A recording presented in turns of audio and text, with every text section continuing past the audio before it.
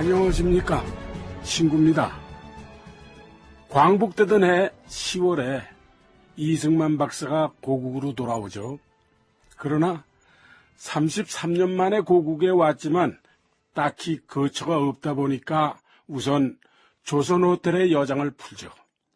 그랬다가 장덕수 씨가 소개한 재력가한테서 소위 협찬을 받는데 그게 도남동에 있는 도남장입니다.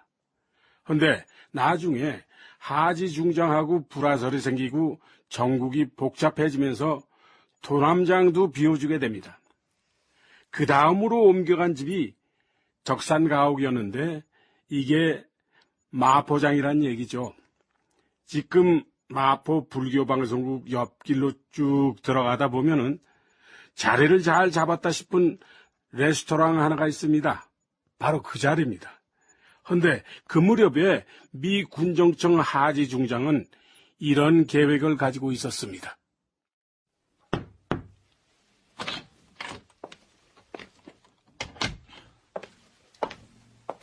사령관 카카, 미국 서재필 박사한테서 연락이 왔습니다. 미스터 리.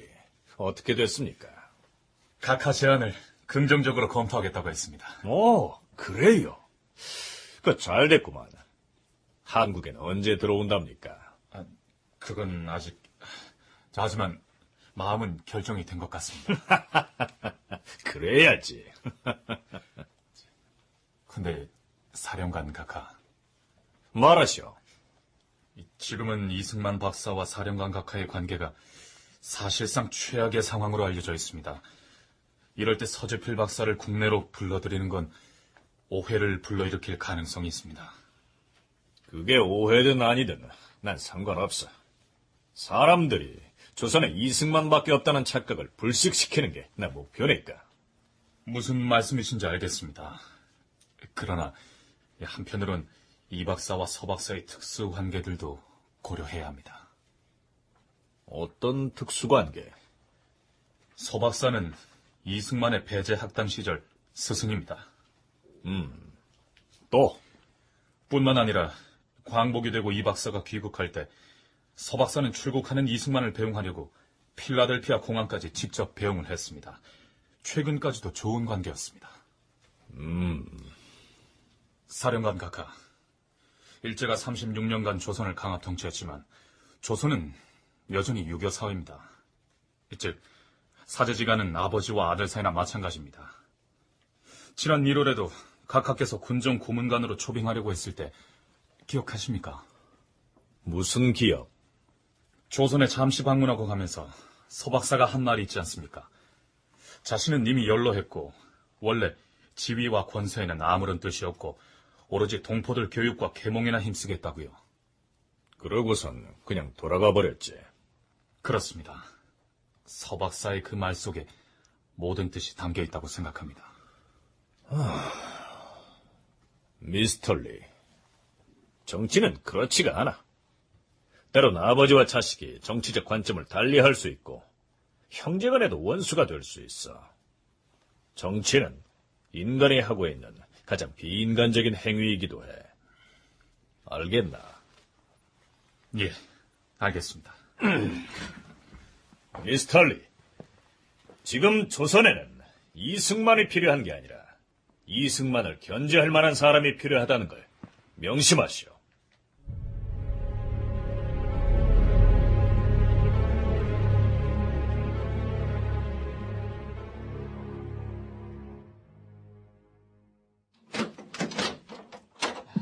자, 이리로 들어오시오. 아이고, 손볼 데가 많은데요. 미군 대령이 쓰던 적산가옥인데 너무 오래 비워뒀기 때문에 그래요. 집수리는 얼마나 걸리겠소? 충분히 잡는다면 한 달은 잡아야겠습니다. 안 돼요. 좀 더 서둘러줘요. 한 달이면 집도 짓겠소. 아이고, 다른 사람도 아니고 이 박사께서 쓰시는 거라면서요. 이 집을 제대로 고치려면요, 새로 짓는 거하고 똑같이 시간도 들고 품도 들어갑니다. 그러지 말고 공임은 얼마든지 줄 테니까 서둘러서 해봐요. 아이고 참. 참 이거 난방 시설은 다 뜯어내고 다시 해야 되고 이거 지붕도 손봐야 되고요. 아이고 이 수도관 공사도 다시 해야 하는데. 이승만의 비서였던 윤석호 씨는 자신의 회고록에서 당시 상황을 이렇게 묘사했다. 수도 공사를 하는 동안 이사를 늦추고 황규면 비서가 먼저가 마포장을 지켰다. 도남장 초기에 20명 가깝던 비서진을 대폭 줄여 그때는 비서라고는 만송 이기붕 씨와 황규면 씨 그리고 나밖에 없었다. 며칠 황 비서가 마포장을 지키는 동안 물지개를 빌어 물을 길어다 집안 청소까지 해 경문회 시절에도 이 얘기가 황 비서와 얽힌 에피소드로 입에 오르내리곤 했다.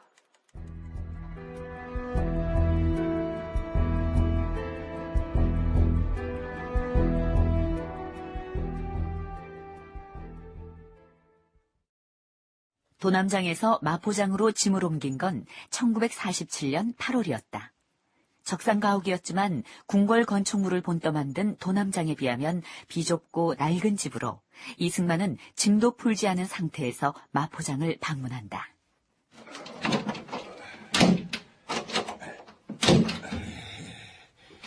이 문짝이 이게 좀... 박사님, 너무 서두르다 보니 몇 군데 문제가 있긴 합니다. 시간을 두고 고쳐나가겠습니다. 내가 직접 손을 봐야겠구만. 윤 비서, 저 뜰에 있는 나무 괴짝 좀 풀어보게나. 예? 목수들 기술이 나만 못해. 어서 가져와. 거기 밖에 있는 상자 좀 들여와보게. 이승만이 가리킨 그 괴짝에는 그가 미국에서부터 쓴 걸로 짐작되는 대패, 톱, 망치 같은 연장들이 들어있었다. 작업복으로 옷을 갈아입은 이승만은 곧바로 대패를 망치로 쳐서 맞춘 다음 문짝을 떼 줄을 긋고 대패질을 한 뒤 문 손잡이까지 분해해서 수리를 해내는 것이었다. 이승만의 비서 윤석호의 증언에 따르면 이승만의 솜씨나 태도는 완전히 전문가 수준이었다고 한다.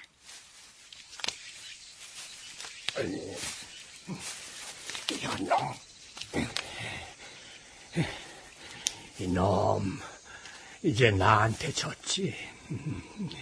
넌 나한테 졌어, 이놈아. 아니, 박사님, 누구한테 말씀하시는 겁니까? 누구?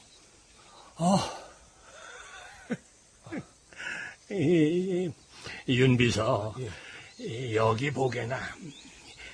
억새 풀들이 많이 자랐어.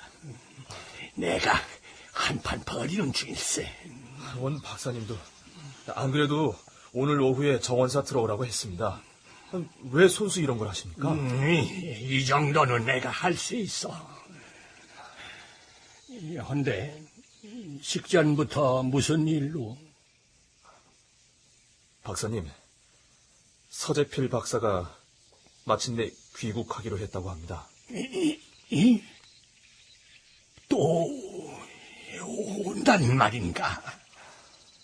지난 1월에도 하지 중장 초청으로 들어오셨다가 미국으로 돌아가셨는데 미련이 남았던 게죠.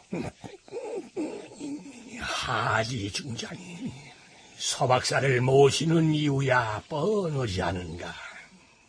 미 군정청 최고 정무관 겸 남조선 과도입법의원 특별의정관으로 초빙받았다고 합니다. 이거 불을 마저 뽑아야겠구만. 서재필 아니라 서재필 할아버지를 데려와 봐라.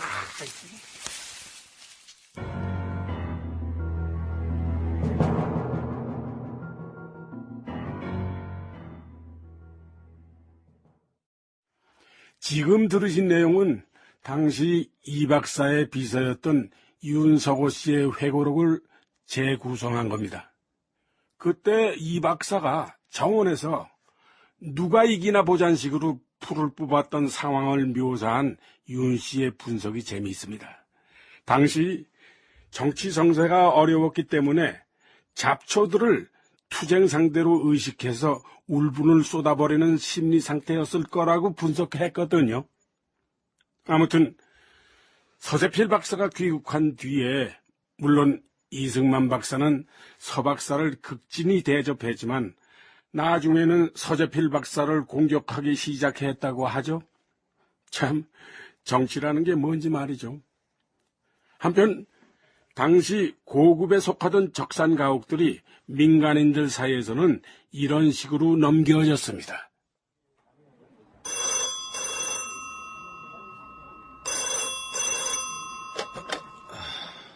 예, 관제청입니다. 당신이 총무과장이야? 너는 도대체 목이 몇 개씩이나 되길래 그렇게 비싸게 굳은 거야? 예? 누구십니까? 알 거 없고 DH 하우스 말이야. 그거 누군 주고 누군 안 주나? 기준이 도대체 뭐야? DH 하우스란 디펜던트 하우스, 즉 군정청의 관사라는 뜻이다. 당시 국내에선 약자를 따서 DH 하우스라고 불렀다. 그리고 그런 귀속 가옥들은 호화주택을 상징하는 말로 통하고 있었다.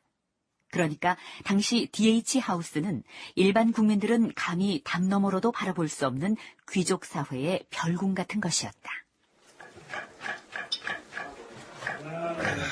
과장님, 저 아래 좀 보십시오. 어디 말인가? 저쪽 마포 쪽이요. 그 비교적 불이 환하게 켜진 데가 적산 가옥이 많은 동네입니다. 그렇겠지. 그런데 저거 하나 갖고 싶어서 안다라는 사람들이 모여들고 있습니다. 불빛을 보고 모여드는 한여름 하루살이들처럼 말이죠. 박 회장, 꽤나 낭만적이구만. 아이고, 난 아주 죽겠어. 자기가 군정청 아무개 국장하고 형 동생 하는 사이인데 불화 요청을 왜 안 들어주냐는 둥, 가격을 왜 그렇게 비싸게 사정했냐는 둥, 역정내는 사람들 때문에 전화 받기가 무서워. 무시하세요. 그런 전화가 어디 어제 오늘 일입니까? 하루에도 수십 통씩 오는데요. 박 회장은 그런 전화 받으면 뭐라고 하나?